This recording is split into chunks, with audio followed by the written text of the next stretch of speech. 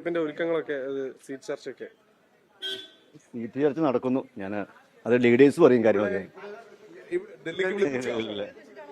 ഞാൻ ലീഡേഴ്സ് കാണാൻ വേണ്ടി വന്നതാ.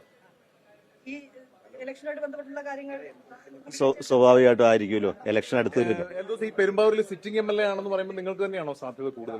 വേറെ എന്തെങ്കിലും? അല്ല, ഞാൻ എന്നെ കുറിച്ച് പറയുന്നത് ശരിയല്ല, അതൊക്കെ ലീഡർഷിപ്പ് പറയും.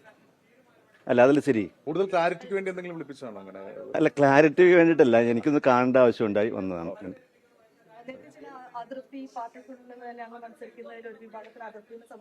ജനാധിപത്യ പാർട്ടിയല്ലേ,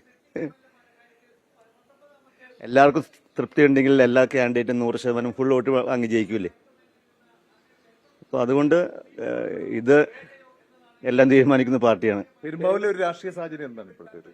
വളരെ അനുകൂല സാഹചര്യമാണ്. ഇപ്പൊ യാക്കോബായ വിഭാഗത്തിൽപ്പെടുന്ന ആളാണ് താങ്കൾ. ആ ആർസിക്ക് ആ സീറ്റ് വേണമെന്നുള്ള ആവശ്യം ഉയരുന്നുണ്ട്. അങ്ങനെയൊക്കെയുള്ള ഈ സമുദായ സമവാക്യങ്ങൾ പ്രശ്നമാവും. അങ്ങനത്തെ ഒരു ചർച്ചയൊന്നും ഉണ്ടായിട്ടില്ല. ഞാൻ 10 വർഷമായിട്ട് MLA ആണ്. എനിക്ക് അവിടെ നല്ല ലീഡിന് ജയിക്കാൻ പറ്റും. അവിടുത്തെ പെരുമ്പാവൂരിലെ ആളുകളെല്ലാം എനിക്ക് സപ്പോർട്ടാണ്.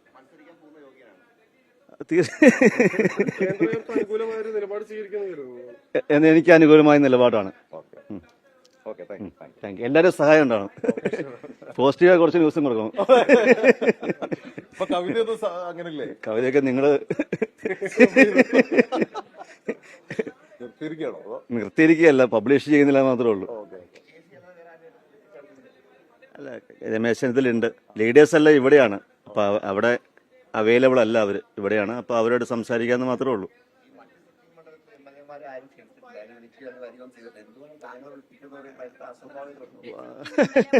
മത്സരിക്കട്ടെ എന്നൊരു ധാരണയിലേക്ക് പോയ ശേഷവും ഒരു ചർച്ചകൾ അല്ലല്ല, അങ്ങനെയൊന്നുമില്ല അതിനകത്ത്. അങ്ങനെയൊന്നുമില്ല.